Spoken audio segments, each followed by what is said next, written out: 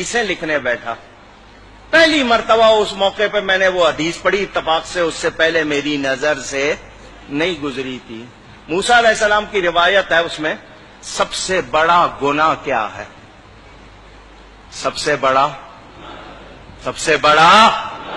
ہم سمجھتے ہیں کسی کو قتل کر دینا، غیبت کر دینا، زنا کر لینا، شراب پی لینا ہے، ہم تو اس کو سمجھتے ہیں. اس حدیث میں تھا سب سے بڑا گناہ یہ ہے ماں باپ بلائیں اور میں کہہ دوں میرے پاس ٹائم نہیں ہے. یہ سب سے بڑا گناہ. اور ہم نے یہ کتنی بار کیا ہوگا؟ ہم تو آرڈر چلاتے، ماں کو کہہ دیں گے صبح اتنے بجے مجھے ناشتہ چاہیے، میرے کپڑے چاہیے، میرے دوست آ رہے ہیں، یہ پکنا چاہیے. ماں یہ نوکر ہے. اگر باپ آپ کی کو کرے تو آپ کہتے تو نے کیا کیا؟ تیرے باپ نے بھی تو تیرے ساتھ کیا تھا. یوں آگے بات کرتے. یہ گھروں میں خرابیاں اسی لیے آئی ہیں کہ تربیت، پہلے جوائنٹ فیملی گھر مل کے رہتے تھے، دادا دادی نانا نانی سکھاتے تھے. اب الگ رہنا سکھانے والا ہو گیا ٹی وی کیبل. کیا سیکھو گے؟ ماں باپ جیسی کوئی نعمت اگر ناراض کیا ہے تو کبھی کامیاب نہیں ہوو گے. اکثر لوگ آتے ہیں مولانا صاحب بندش ہو گئی، کاروبار نہیں چل رہا. میں کہا جاؤ ماں باپ کو راضی کرو. اور جن کے ماں باپ دعائیں کرنے والے ہوں وہ کبھی پیچھے نہیں رہتے. وہ کبھی پیچھے، اگر ان کو ناراض کیا ان کو نیکی کر کے ان کو راضی کرو، دیکھو کاروبار چمک اٹھے گا. لیکن آپ ان کو ناراض کر کے سمجھ رہے ہو نہیں میں نے صحیح کیا تھا، پھر کچھ ملنے والا نہیں. حضور صلی اللہ علیہ وسلم کا ارشاد بیہقی شریف میں حدیث موجود، فرمایا میں عشاء کی نماز پڑھ رہا ہوتا، میری ماں میرا نام لے کر بلاتی، میں نماز چھوڑ کر ماں کے پاس جاتا. کتنا بڑا پیغام میرے آپ کے لیے. موسیٰ علیہ السلام مزاج میں تیزی تھی، اونچی بول لیتے تھے. جب جاتے تھے کوہ طور پر کلام کرنے، ماں پیچھے مصلی بچھا لیتی تھی. یا اللہ میرے موسیٰ کے مزاج میں تیزی ہے، بات کرتے ہوئے آواز اونچی ہو جائے تو معاف کر دینا. نبی تھے وہ، معصوم.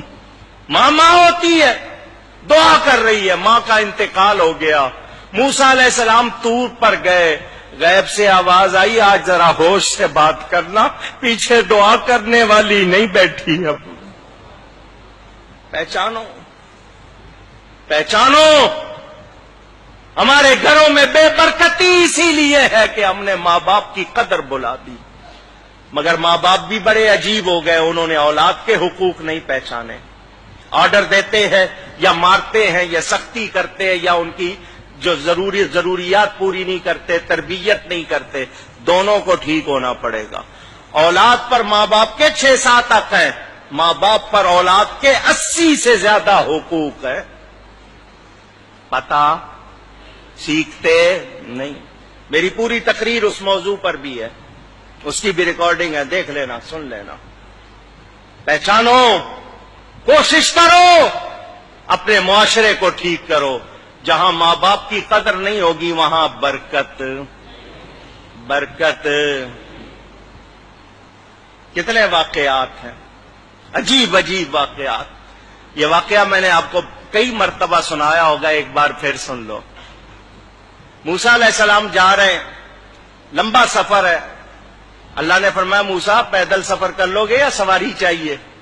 یا اللہ سواری مل جائے تو آسانی ہوگی. فرمایا یہاں ہمارا ایک بندہ ہے، جاؤ اس کے پاس، وہ تمہارے لیے سواری کا انتظام کرے گا. موسیٰ علیہ السلام چلے گئے ان کے پاس. وہ بندہ نبی نہیں تھا، اللہ والا تھا.